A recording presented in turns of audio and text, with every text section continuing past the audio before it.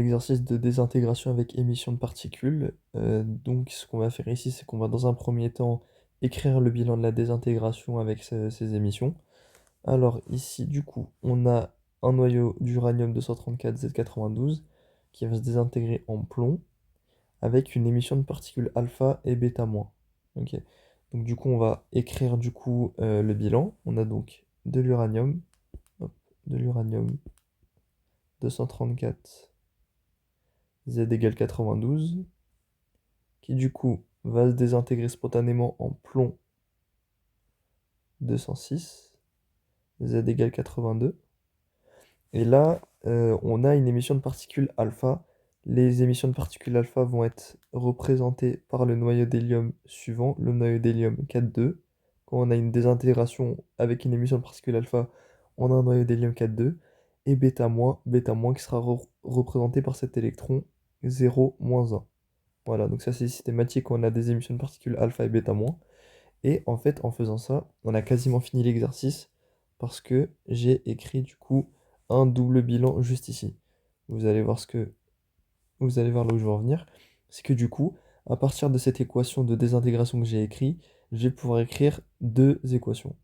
La première, ça va être 234, qui du coup va nous donner 206, plus du coup le noyau d'hélium, on a dit que c'était les particules alpha. J'en ai donc 4 ici, 4 alpha. Plus, du coup, on a dit que l'électron, c'était les bêta moins. Bêta fois 0. Donc, du coup, on a juste 0. Voilà, donc ça va être ma première équation. La deuxième équation, ça va être 92. Je pense que vous avez compris le principe. 92 qui va nous donner 82. Plus, du coup, 2 alpha. La même histoire. Plus, du coup, bêta fois moins 1. Donc, moins bêta. Voilà. Ok. Finalement, au-dessus, on va pouvoir isoler notre alpha pour savoir on a combien de particules alpha qui ont été émises. Je vais donc avoir un alpha qui va être égal à 234 moins 206, le tout divisé par 4. 234 moins 206, ça fait 28. 28 divisé par 4, ça nous donne bien 7. Hop. Donc j'ai 7 particules alpha qui sont émises. Et en dessous, du coup, là, on a quelque chose avec deux inconnus. Ça, c'est embêtant. Sauf que on vient de trouver alpha, c'est égal à combien? Qui est égal à 7. Donc je peux remplacer mon 2 alpha par 2 fois 7, soit 14.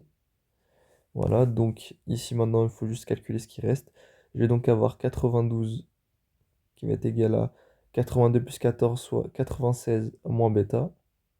Je vais donc avoir moins 4 qui va être égal à moins bêta. Donc, je vais donc finalement avoir bêta qui va être égal à 4.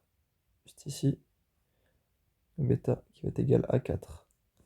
Qui du coup va nous permettre de cocher l'item B.